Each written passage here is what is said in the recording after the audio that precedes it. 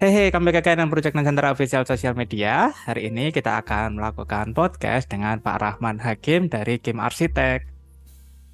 Give applause semuanya. Selamat malam Pak Rahman. Selamat malam Mas Eud.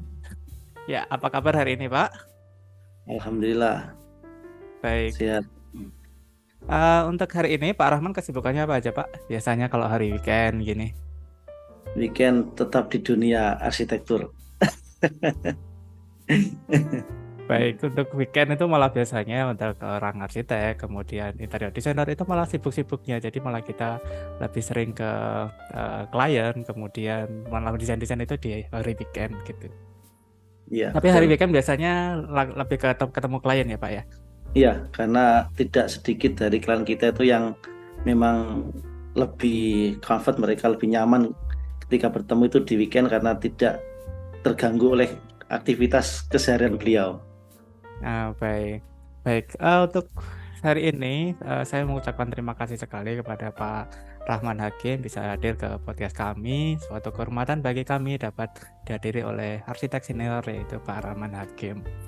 Baik, untuk saat ini saya akan memperkenalkan dulu apa sih Project Nusantara, kemudian bagaimana nanti sifat terjang dari Pak Rahman Hakim. Baik, ini adalah Project Nusantara. Jadi apa sih Project Nusantara yang setiap Sabtu, kemudian nanti bulan Oktober kami akan melakukan podcast di seminggu 2 kali, di hari Rabu kemudian hari Sabtu. Jadi apa sih Project Nusantara?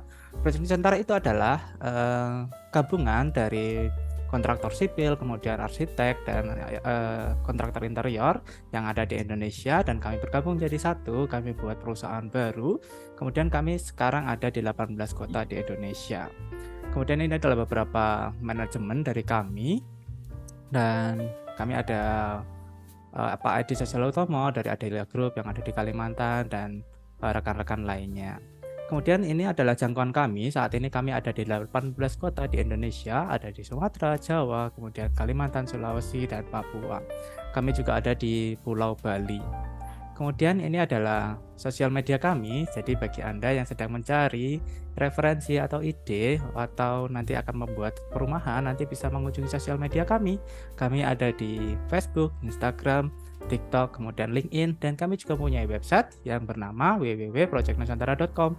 Jadi bagi Anda yang sedang mencari informasi, dapat langsung mengunjungi website kami untuk info lebih lanjut.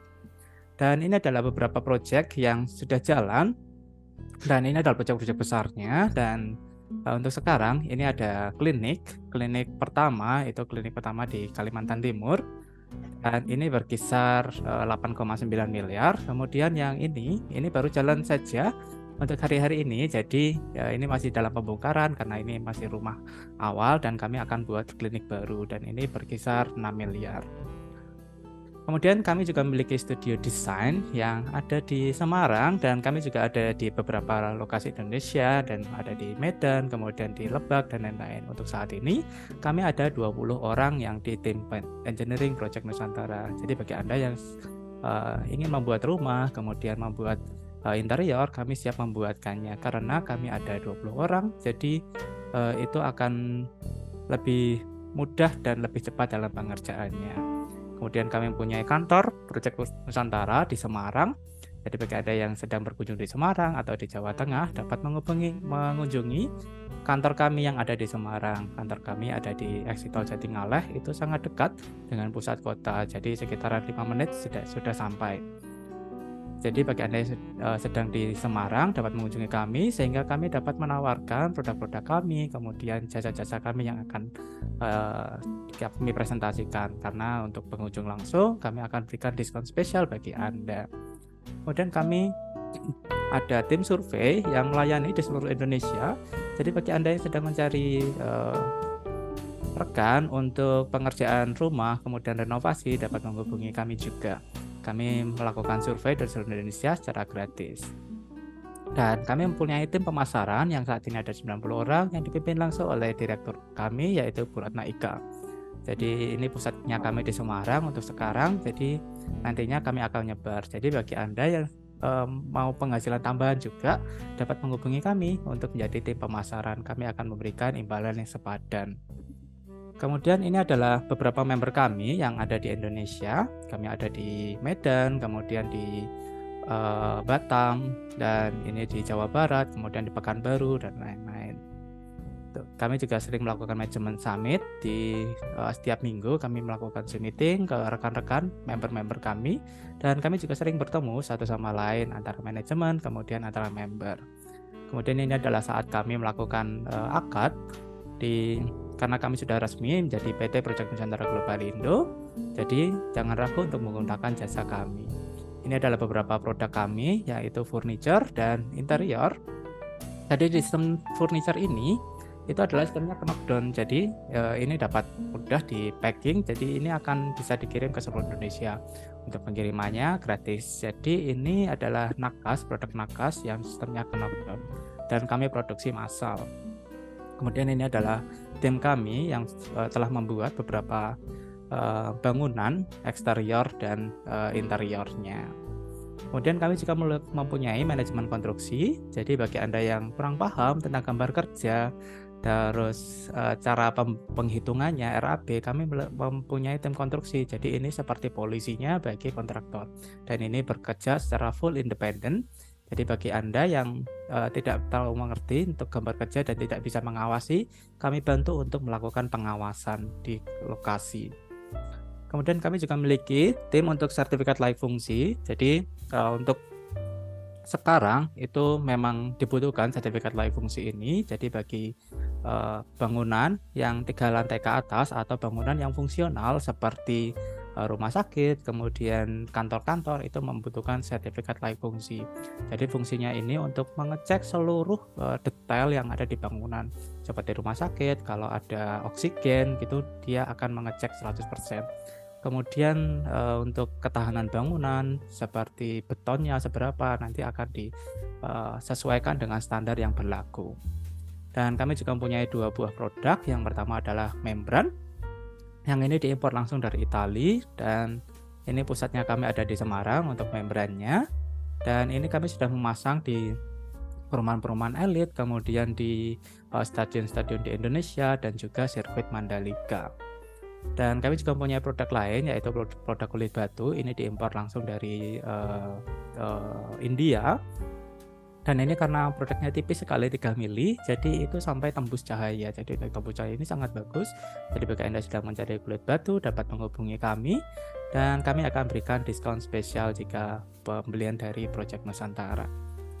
Dan ini adalah beberapa filosofi kami. Jadi kami ingin menghubungkan member-member yang ada di Indonesia. Kami seperti Pipo yang menghubungkan melalui pipa, tidak seperti Embro yang mengangkut satu persatu. Jadi nantinya ketika ada project di Medan, kami akan berikan ke member Medan. Jadi kami akan hubungkan seluruh Indonesia.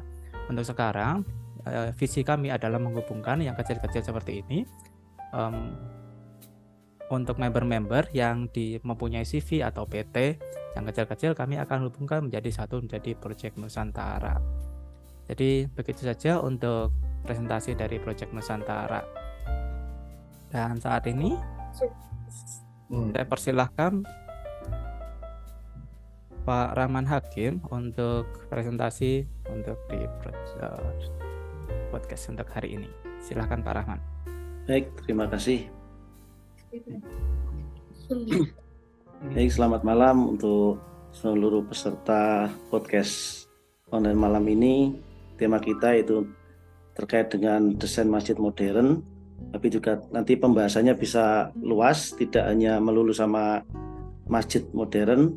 Kita bisa diskusi tentang rumah tinggal atau perkantoran atau bangunan-bangunan yang lain. Neng Korea nos nomor mbak-mbak Kita diskusikan di sini secara santai. Next.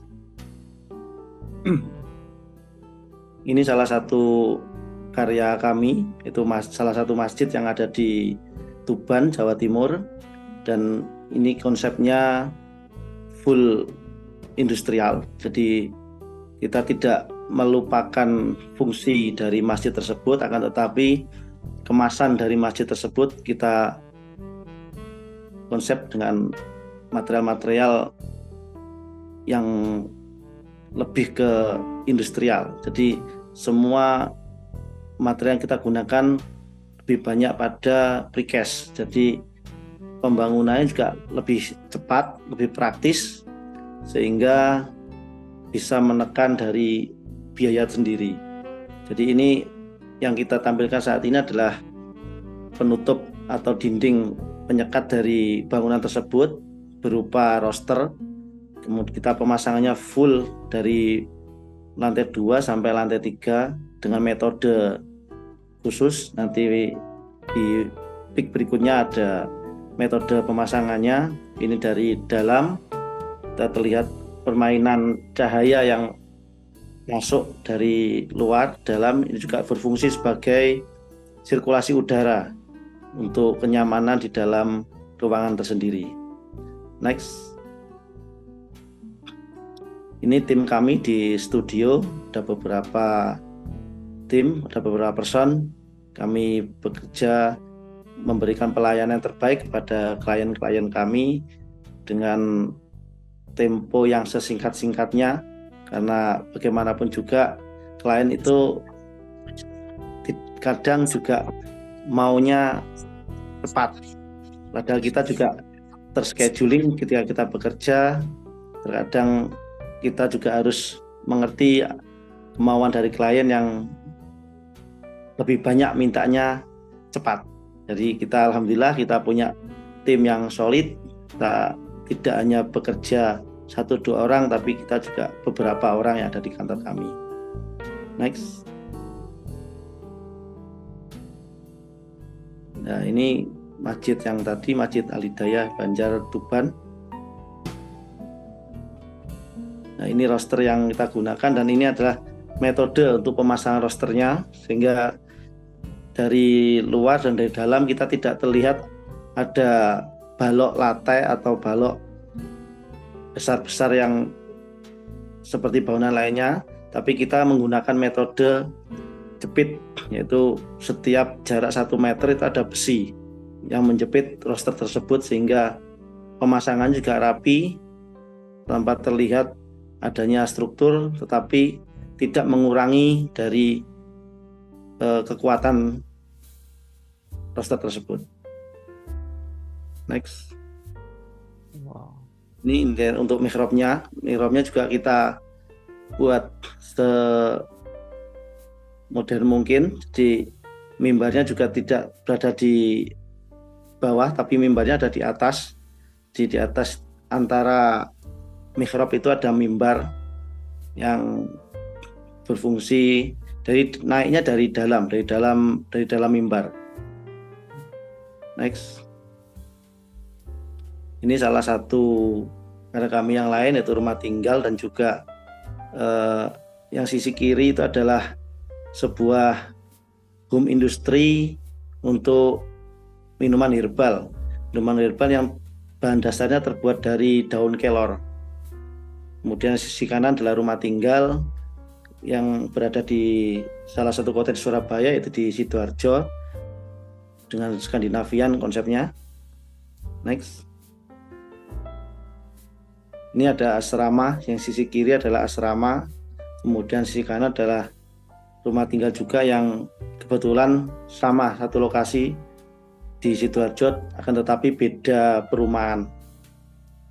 Next. Nah, ini adalah struktur dari pembangunan Masjid Al-Hidayah Banjar tadi. Next.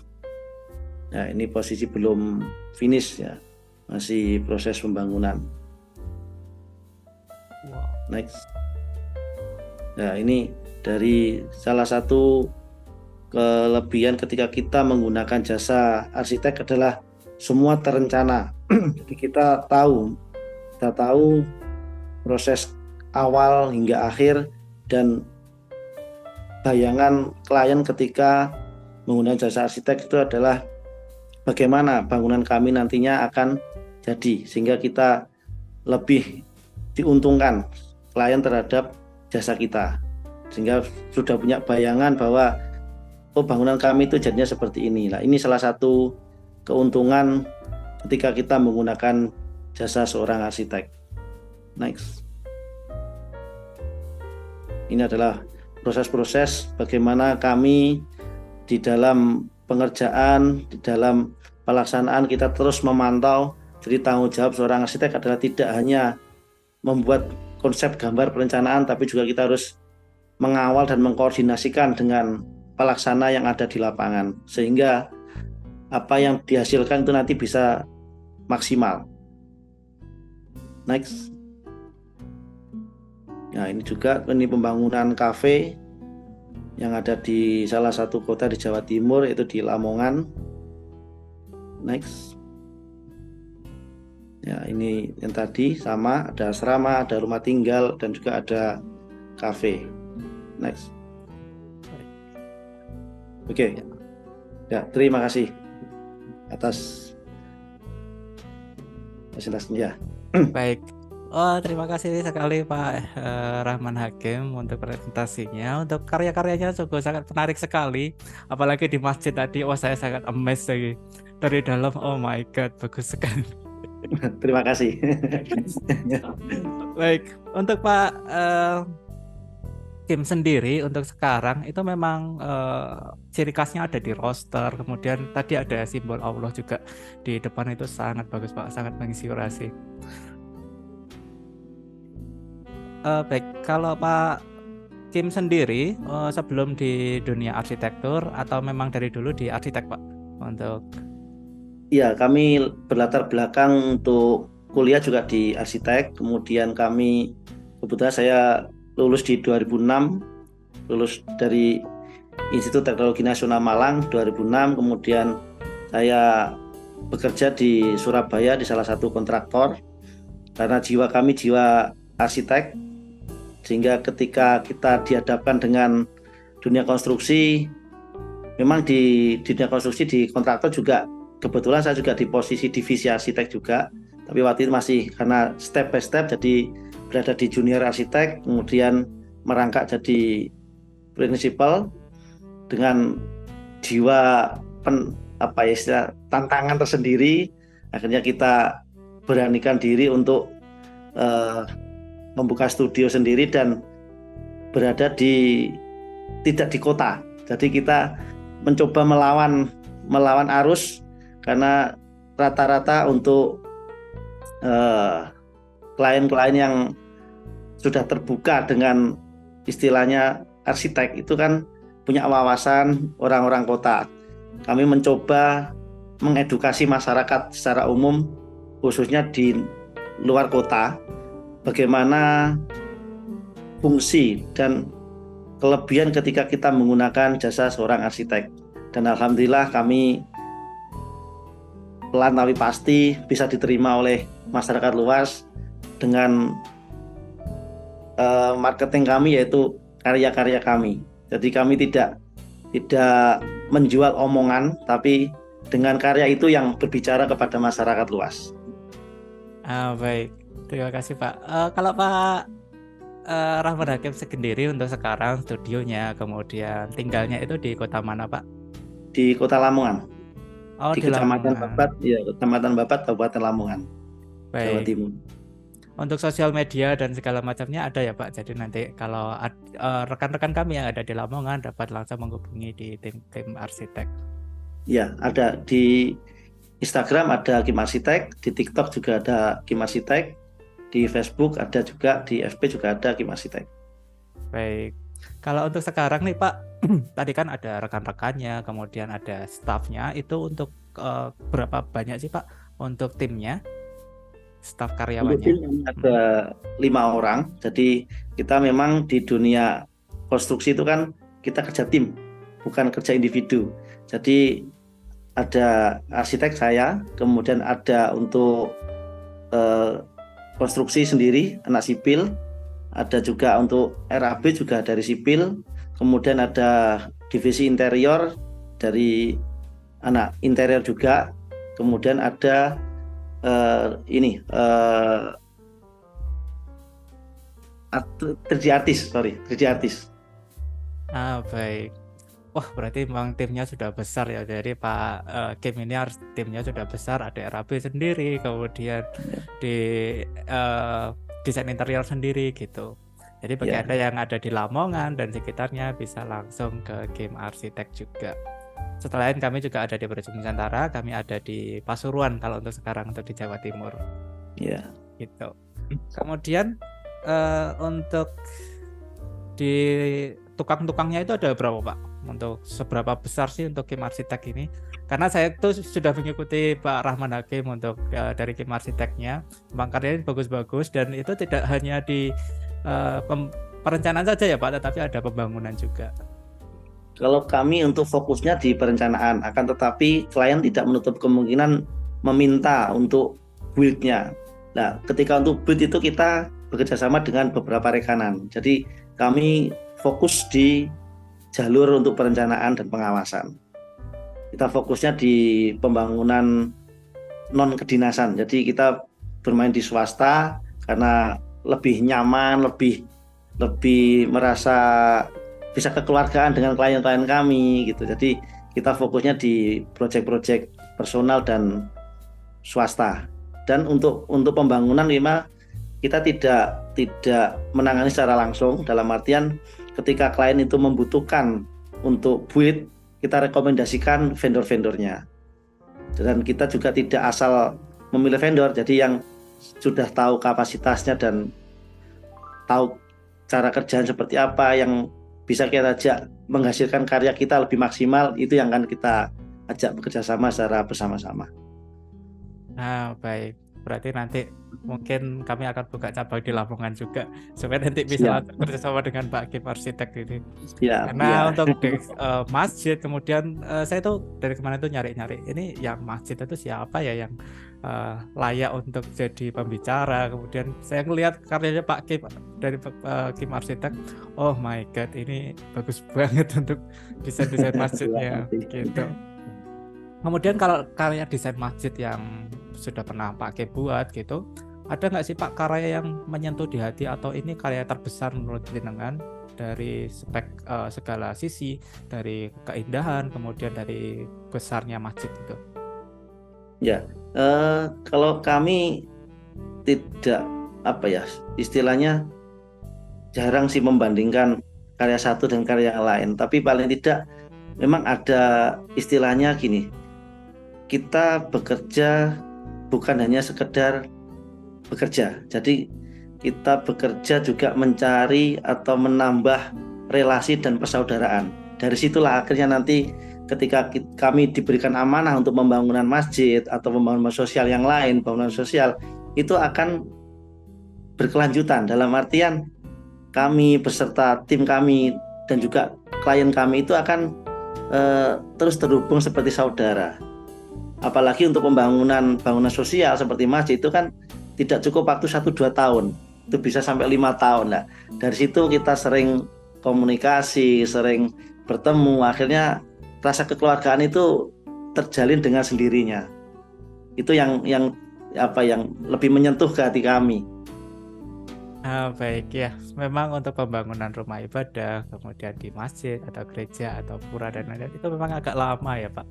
Ya, tapi betul. Kalau dari jenengan nih, kalau untuk pembangunan masjid atau apakah ada harga khusus atau itu memang seperti harga arsitek seperti pada umumnya Pak? Kalau untuk bangunan sosial memang kita tidak memperlakukan jasa kami seperti kita diberikan amanah untuk rumah pribadi. Jadi memang itu ada bagian tersendiri dari kami untuk kita ikut membantu. Sebenarnya kan tujuan kita membantu mereka untuk memanage.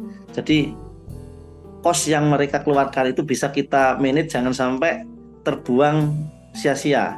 Dalam artian contohnya seperti ini, ketika pembangunan masjid tidak dibuat perencanaan secara matang, banyak terjadi sistem bongkar pasang. Ketika dikerjakan, tuh nggak sesuai ya, kurang bagus, akhirnya dibongkar, nanti dibuat lagi sisi yang lain. Nah, dari situ bongkar pasang itu kos yang terbuang kan juga tidak sedikit, dan itu pun uang juga bukan uang personal tapi uang jamaah. Nah, dari hal seperti itu akhirnya kami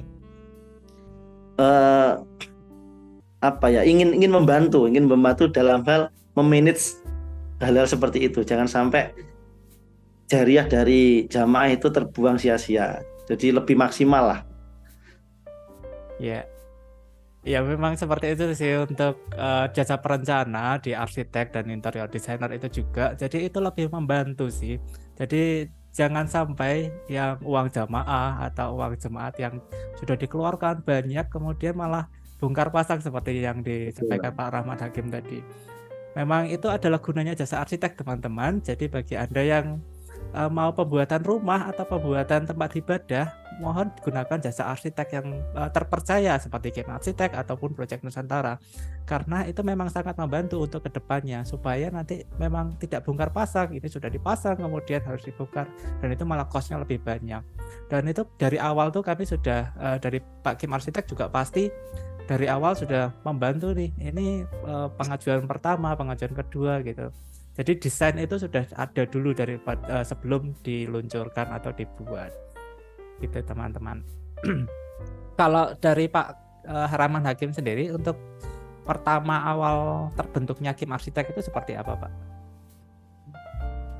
Awalnya memang kita single factor pasca saya memberikan diri untuk keluar dari zona nyaman ketika saya bergabung di salah satu kontraktor di Surabaya untuk mencoba tantangan baru untuk sebagai arsitek di desa di luar kota.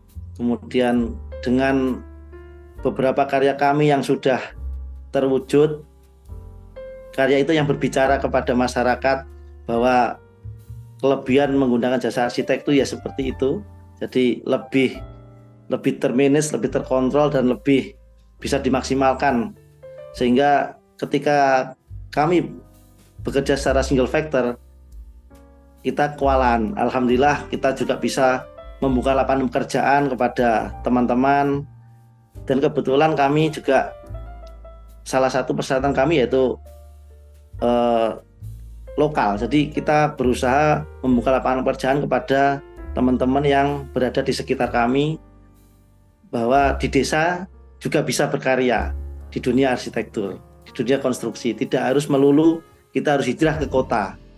Dan dari situ alhamdulillah kami bisa memberikan lapangan pekerjaan kepada tim kami yang ada di kantor, juga teman-teman yang di dunia konstruksinya, baik itu secara besar, skala besar berupa kontraktor atau skala kecil berupa teman-teman tukang dan kuli-kuli bangunan yang lainnya. Oh iya. Ya, menarik sekali Pak untuk penjelasannya. Memang untuk zaman sekarang memang karya itu bisa diwujudkan dari mana saja. Walaupun Pak Rahman Hakim dari Kim Arsitek ini mungkin nggak desa-desa banget lah Pak ya. Jadi memang dari mana-mana asal ada internet sekarang sudah bisa ya Pak ya. Iya, betul. Baik, kalau untuk setiap bangunan itu ada ciri khas khusus nggak sih Pak dari Kim Arsitek ini? Kalau tadi saya yang notice pertama itu rosternya emang kayaknya khusus banget ya dibuat itu. Iya, betul. Jadi memang kita jiwa arsitek sendiri kan juga ada idealisme. Ya, itu yang betul. Tapi juga kita tidak menutup diri dengan idealisme kita. Bagaimanapun juga pasar juga akan harus kita perhatikan. Nah, memang ada karya-karya yang dalam tanda petik idealisme itu diutamakan. Tapi juga ada kalanya kita juga harus kompromi dengan pasar tersebut. Kalau dari pribadi ya memang kita pengennya ada istilahnya bukan brand ya, ciri khusus tersendiri ya. Memang ciri kami ya lebih ke proyek-proyek yang sudah kita tayangkan tadi. Jadi, tapi juga kita juga tidak bisa menutup diri dengan pasar. Oh, baik. Gaji oke.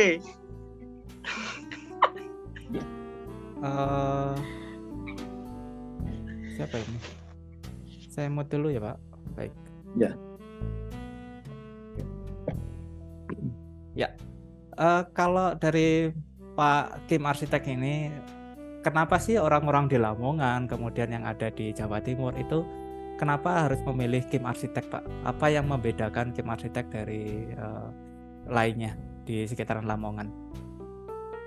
Kami berusaha untuk memberikan pelayanan yang terbaik, dan juga kembali lagi kami tidak hanya sekedar bekerja, tapi kami juga berkarya dan ingin menambah persaudaraan. Jadi setiap rumah, setiap bangunan itu punya cerita, dan saya berharap saya bisa masuk dalam cerita bangunan tersebut, dan tidak berhenti di situ.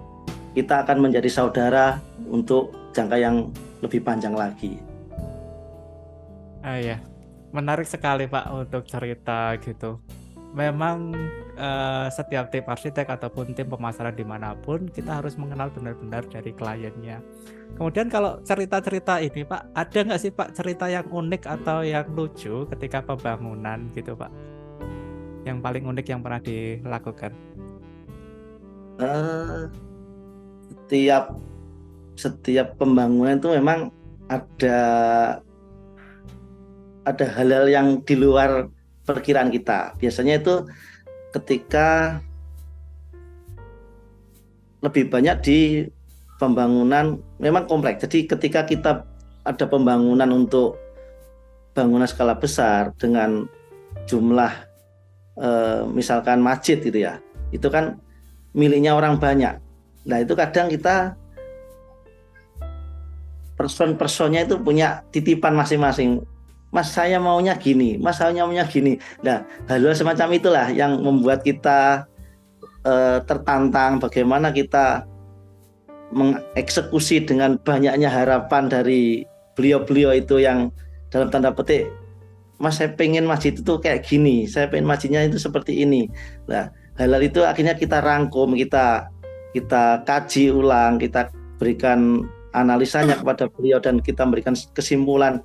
Ketika kesimpulan yang kita tawarkan untuk konsep masjid tersebut bisa diterima oleh semua orang yang dalam tanda petik punya idealisme masing-masing dan bisa diterima, itulah kebanggaan tersendiri bagi kami.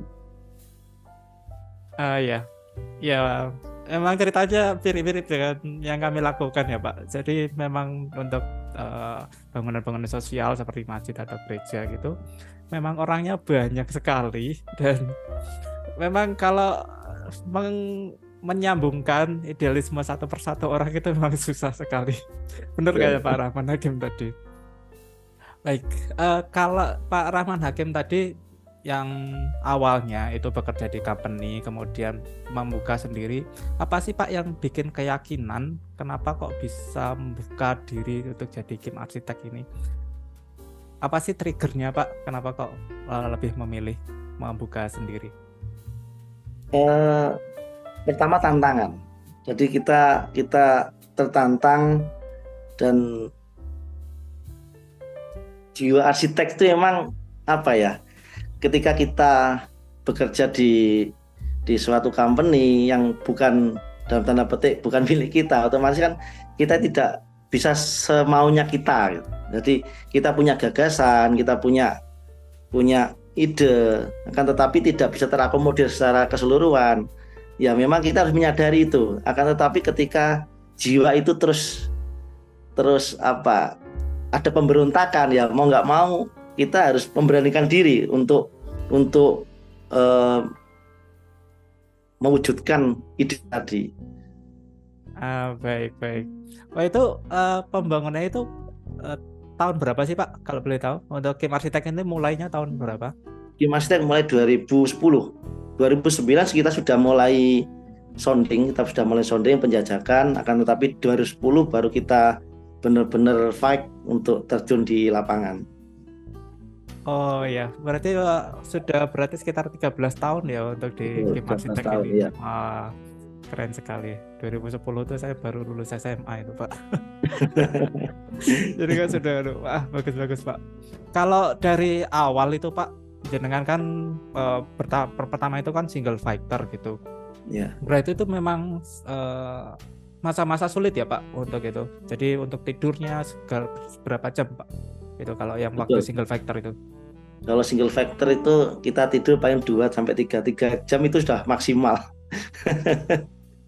Apalagi kita sudah eh, di kena deadline, harus biasanya kan apalagi di Jawa itu kan sudah secara umum. Jadi untuk pembangunan tuh hari ini tanggal sekian. Nah, itu yang biasanya sulit untuk kita nego. Nah, mau nggak mau kita harus tetap profesional bahwa tanggal sekian harus jadi. Oh iya, itu menarik sih. Memang di Jawa atau mungkin ada juga di Kalimantan juga atau di Bali. Memang tanggal-tanggal resmi itu tanggal-tanggal Jawa gitu memang masih diyakini. Jadi itu bisa jadi cerita menarik juga sih Pak untuk pembangunan itu. Baik, kalau waktu kemarin nih Pak, waktu kan dari 2010 sudah pembuka, terus kemudian kalau waktu pandemi itu gimana Pak? Apakah ada cerita menarik di waktu pandemi? Ya, alhamdulillah karena kami klien-klien kami adalah klien-klien personal dan non kedinasan, dan alhamdulillah di waktu pandemi kita tidak terdampak dengan adanya pandemi. Apalagi kita sebagai perencana, jadi bahkan itu ada hikmah tersendiri bagi kami. Jadi mereka klien-klien kami itu malah lebih banyak dibanding sebelumnya karena mereka sudah menyimpan, karena beliau-beliau itu tidak dalam tanda petik tidak ngantor, jadi lebih banyak waktu, akhirnya mereka fokus pada perencanaan. Jadi mereka merencanakan pembangunan rumahnya, pembangunan toko, tapi untuk pembangunannya memang menunggu pandemi selesai. Jadi kita malah waktu itu alhamdulillah kebanjiran proyek karena beliau-beliau itu dalam tanda petik gabut karena tidak bisa ngantor, kerja dari rumah, akhirnya berpikir membuat kantor di rumah, membuat toko online. Nah, dari situ akhirnya kami malah lebih banyak proyek-proyek seperti itu ketika pandemi. Lebih ke interior sebenarnya, iya. Ya, memang untuk pandemi ini memang di jasa arsitek, dan saya sudah lakukan ini berkali-kali ya ketika bertanya ini tentang pandemi itu seperti apa di jasa arsitek, kemudian rekan-rekan lainnya menjadi pembicara, itu memang malah kebanjiran order. Lucunya di situ. Yeah. Ketika memang orang-orang di pandemi itu kan ketika mereka di rumah kemudian work from home, mereka ingin melihat ini kurang bagus nih sedikit. Jadi ketika pandemi itu memang ada hikmahnya tersendiri. Tapi ya kita tidak menginginkan ya pandemi kembali, tetapi untuk jasa arsiteknya ini memang ada peningkatan di waktu pandemi. Jadi saya menariknya di cerita Pak Rahman Hakim tadi, itu memang klien-kliennya itu pribadi, kemudian itu pasti akan ada repeat order ya Pak di tempat jenengan. Betul. Ya, berarti memang dari Pak Kim Arsitek ini menjaga kualitas, kemudian tenggat waktunya juga tepat. Jadi itu pasti klien itu akan merasa nyaman dengan Kim Arsitek dan lain-lain. Kemudian untuk bagi yang masih baru memulai nih Pak, saya pribadi juga masih bekerja di sebuah perusahaan yang saya itu malah ke-trigger dengan perusahaan Pak Rahman Hakim tadi, yang kita punya sesuatu individualis tapi tidak bisa mewujudkan seperti itu. Gimana sih Pak untuk tips dan triknya untuk berani keluar dari zona nyaman terus membuat sendiri gitu? Boleh diceritakan Pak? Kalau triknya ya kembali lagi ke kenekatan kita sebenarnya. Kenekatan kita ketika sudah berada di zona nyaman tadi, kita nekat tapi juga tahu diri. Dalam artian kita juga menyiapkan diri kita sendiri untuk bisa bersaing dengan senior-senior kita atau dengan relasi kita.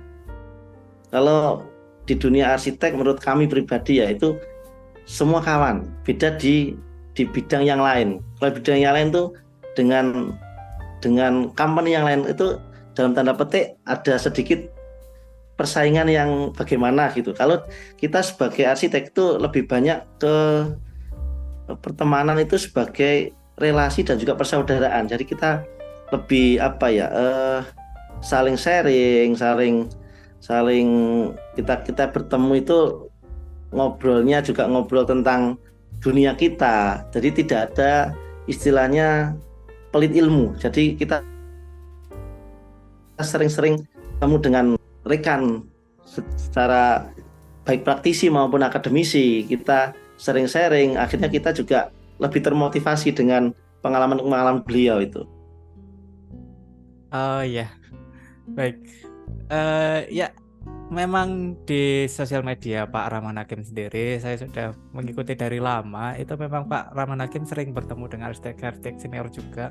Ada beberapa foto dengan rekan-rekan yang senior di tim arsitek di Indonesia. Gitu. Memang arsitek-arsitek itu memang tidak pelit ilmu, teman-teman. Untuk ilmu-ilmunya selalu dibagi. Kemudian kami juga mempunyai grup-grup di semuanya SketchUp Nusantara atau lainnya. Gitu. Kalau dari Pak Rahman Hakim sendiri, pernah nggak sih Pak mengalami kesulitan ekonomi atau titik terendah dalam hidup? Jadi kami ingin belajar sih bagaimana cara bangkit dari keterpurukan itu dan sekarang jadi sukses ini dari Pak Hakim Arsitek. Ya, memang dunia itu seperti roda berputar. Jadi memang ada kalanya kita di atas, kita di tengah, kita di bawah. Dan alhamdulillah saya juga sudah pernah mengalami posisi di bawah juga. Jadi ya kita kembali lagi, kita punya Tuhan, kami punya Allah. Jadi kita kembalikan semua, karena bekerja itu bagian dari ikhtiar kami, tapi rezeki sudah ada takarannya. Kita kembalikan kepada Allah aja. Baik. Kalau untuk yang baru memulai untuk jadi desainer gitu atau arsitek, itu penting sekali nggak Pak untuk pendidikan arsitek dan sipil Pak? Karena itu dasar kita, karena di dunia arsitek itu kan memang ilmu. Jadi ilmu itu juga harus dipelajari. Arsitek bukan tukang gambar. Itu yang perlu kita catatkan. Jadi arsitek itu bukan tukang gambar. Kalau sekedar gambar, itu anak kecil juga bisa. Tapi di dunia arsitektur, gambar itu ada bahasanya. Jadi setiap tarikan garis, setiap titik itu bermakna. Ya, makna itu kita dapatkan dari dunia pendidikan. Jadi kita tidak asal membuat coretan, tidak asal membuat titik, tidak asal membuat garis. Tapi di situ ada maknanya, dan itu didapat dari dunia pendidikan dan lapangan. Kita kembangkan lagi di dunia lapangan, maksudnya seperti itu. Baik. Ya, memang sangat penting sekali ya teman-teman untuk pendidikan di arsitektur dan di teknik sipil yang seperti dijelaskan Pak Rahman Hakim tadi. Jadi bagi Anda yang ada kemampuan atau ada kemampuan juga untuk di dunia arsitektur dan sipil, silakan mendaftar di universitas-universitas karena itu sangat penting sebagai dasar. Bagi rekan-rekan yang hadir saat ini, jika ada pertanyaan nanti bisa menghubungi lewat chat, nanti akan saya bacakan, dan nanti di akhir podcast nanti kita akan langsung berbicara dengan Pak Rahman Hakim untuk bertanya. Untuk Pak Rahman Hakim sendiri, di tim-tim arsitek Indonesia kan ada lumayan banyak orang yang cukup senior. Kalau jenengan sendiri, mentornya siapa Pak untuk yang membantu di awal-awal karir? Awal karir ada Mas Andi Rahman, ada Mas Gayuh, ada Mas Juli Carlson. Jadi kebetulan kami juga di Jawa Timur, jadi lebih ke untuk pendekatan personalnya juga sama senior-senior yang ada di Jawa Timur. Tapi juga untuk keilmuan baik secara tidak langsung juga banyak arsitek-arsitek senior yang di luar Jawa Timur juga kita ikuti, kita eksplor karya-karya beliau, kita pelajari bagaimana cara beliau untuk membuat konsep, dan kita juga mempelajari bagaimana beliau berkarya dengan tanpa merusak alam. Nah, hal semacam itu juga kita coba gali untuk kemampuan kami untuk bisa mengarah ke sana. Baik. Ya, memang mentor itu memang sangat penting teman-teman bagi arsitek ataupun semuanya yang bergerak di bidang konstruksi. Dan seperti yang bilang Pak Rahman Hakim tadi, ada Pak Andi Rahman. Jadi bulan depan itu nanti kita akan kedatangan Pak Andi Rahmannya sendiri untuk datang di podcast Project Nusantara. Jadi jangan lewatkan untuk kesempatan untuk tanya langsung dengan Pak Andi Rahman, bertemu langsung dengan Pak Andi Rahman, dan dapat bertanya secara pribadi. Kemudian kalau untuk dulu nih Pak, waktu masih muda dan masih SMA, SMP gitu, untuk cita-citanya apa sih Pak? Sampai sekarang kok Alhamdulillah jadi arsitek? linear. Oh linear Pak. Nampaknya linear, iya betul. Karena ada keluarga juga yang sebelumnya sudah jadi arsitek, jadi saya terinspirasi sama beliau. Akhirnya dari SMP itu sudah arahnya ke sana gitu. Pengennya besok itu kuliah ke jurusan arsitek. Jadi diarahkan sama beliaunya juga, ya alhamdulillah bisa sampai posisi saat ini. Baik. Kalau awal-awal dulu tuh softwarenya itu apa saja Pak yang biasa digunakan sampai sekarang, softwarenya apa saja? Jadi perbandingannya. Kalau dulu ya untuk gambar 2 dimensi tetap AutoCAD. Kemudian dulu untuk 3 dimensinya ada 3D Max. Terus kemudian kita saat ini hijrah ke SketchUp.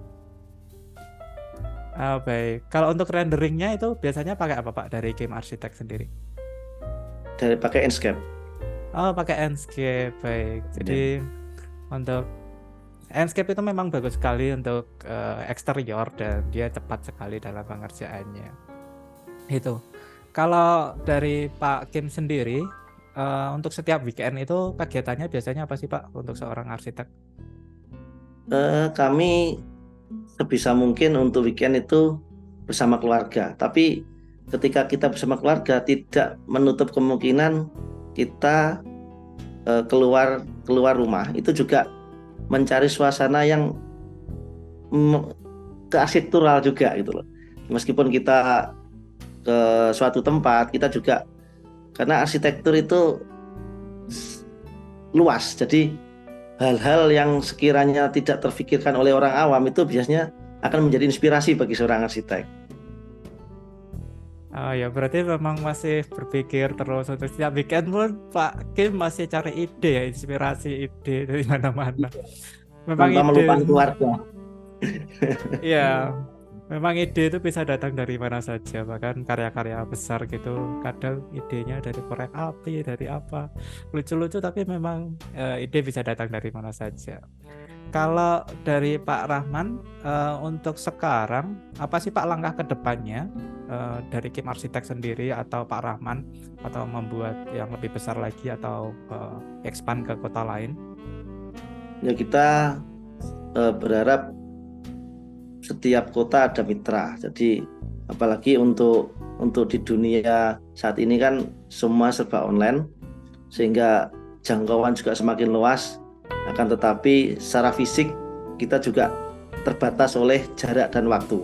Nah, semoga saja nanti kita juga bisa kerjasama dengan Pronus khususnya untuk menjangkau di beberapa kota yang ada di Indonesia. Baik, memang di Project Nusantara sendiri itu memang ada beberapa menu Pak yang kita buat. Jadi kami ada tim perencana juga, tim arsitek, kemudian kami ada tim pembangunan. Jadi kalau ada order gitu, kalau pembangunan saja tidak masalah, kemudian tim MK saja juga tidak masalah gitu. Jadi memang ini berbeda-beda. Kami membuat divisi berbeda-beda dan itu memang divisinya independen. Jadi kalau di pembangunan, kalau tim MK masuk, ya mereka akan nyalain tim pembangunan kalau ada masalah. Jadi benar-benar independen gitu. Baik, untuk sekarang saya coba bacakan dulu untuk pertanyaan dari rekan-rekan yang sudah hadir. Ini ada dari Pak Kafet. Assalamualaikum Pak Rahman Hakim. Arsitek Majid bagaimana mensikapi proyek religi terkait jasa desainnya? Apakah sedekah atau bagaimana? Salam arsitek Indonesia dari tim Project Nusantara. Tadi sudah dijawab untuk pertanyaan itu, tetapi jika Pak Rahman berkenan boleh dijawab ulang. Oke, baik, terima kasih. Untuk proyek-proyek sosial, masjid misalkan atau bangunan yang lain, itu memang kita tidak saklek, dalam artian penerapannya tidak seperti kita menerima proyek-proyek personal atau rumah tinggal atau office ya. Jadi ya memang itu bagian dari kami untuk membantu. Ya memang nanti mungkin istilahnya kita nyari, seperti yang saya sampaikan tadi, bahwa untuk pembangunan sosial itu kita mencoba menambah persaudaraan, menambah teman. Jadi kita memang sifatnya membantu di sana.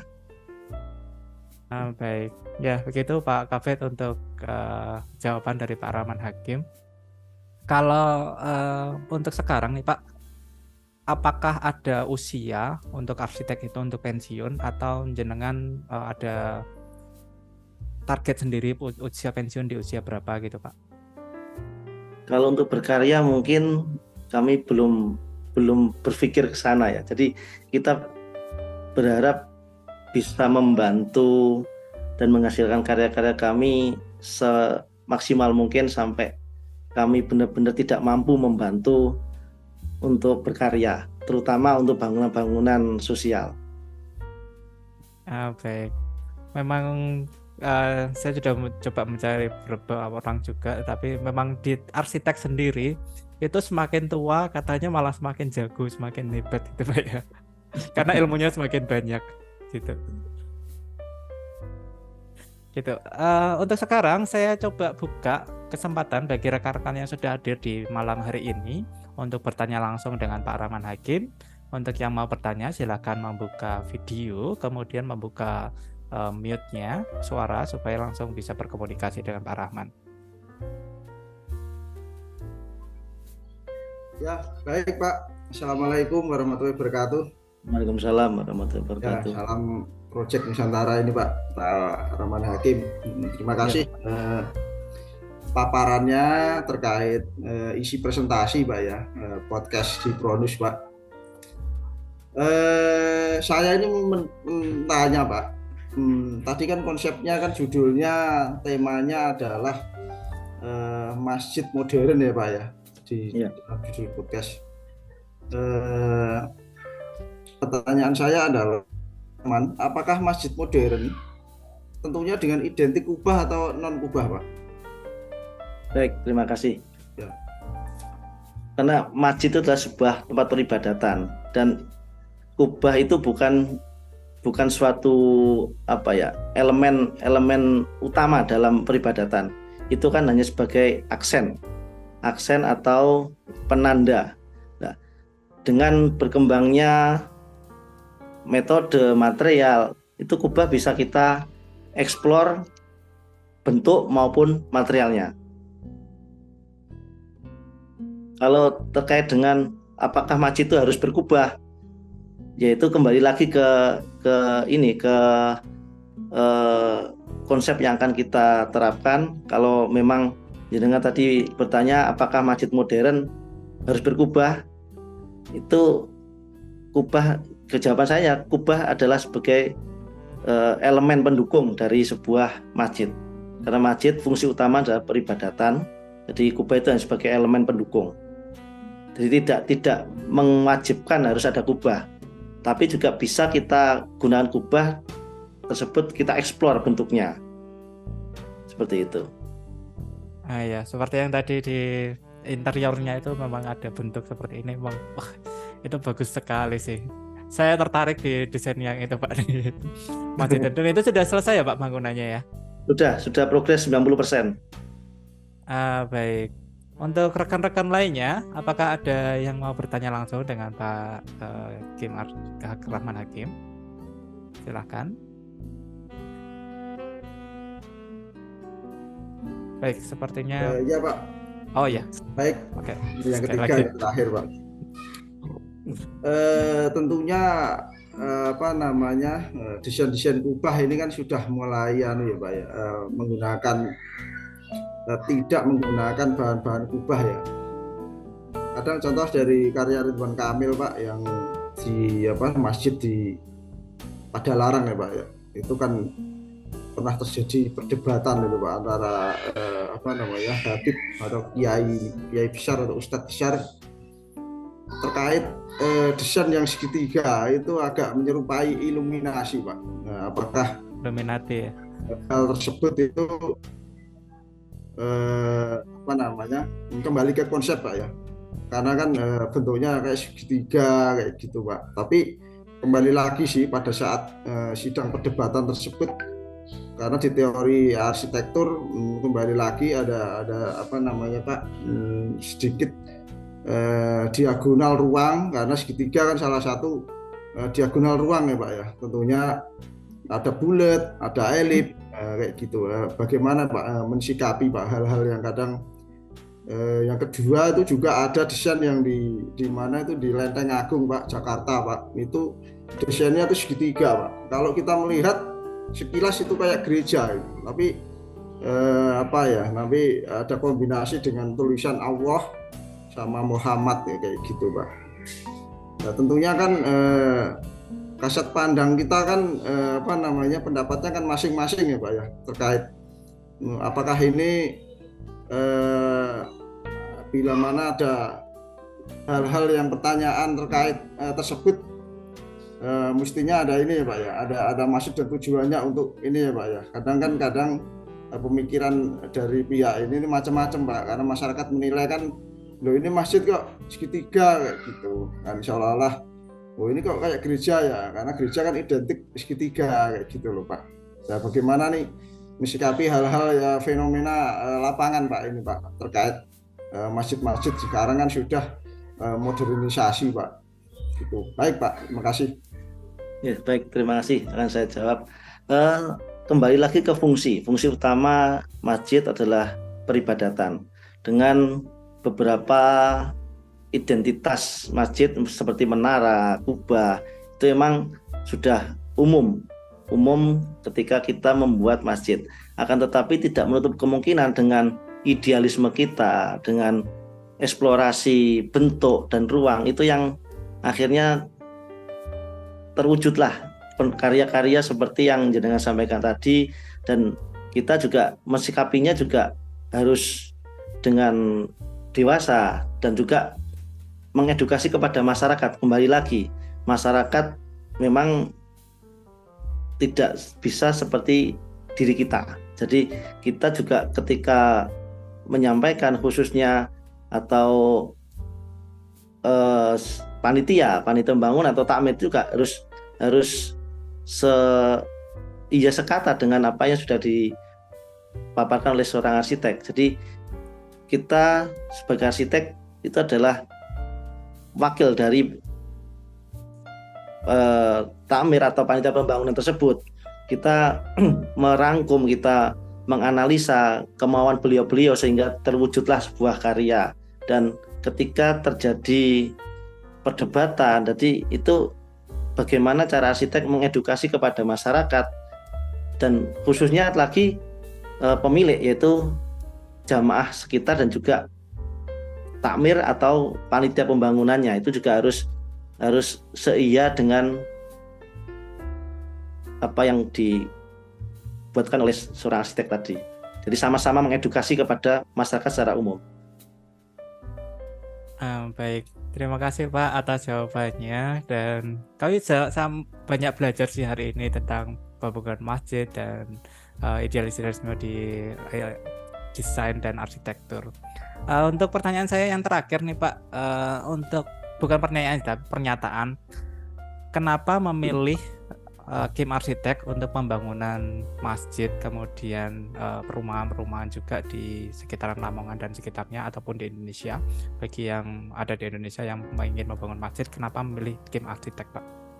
Silahkan closing statement-nya. Kami berusaha berkarya itu dengan hati.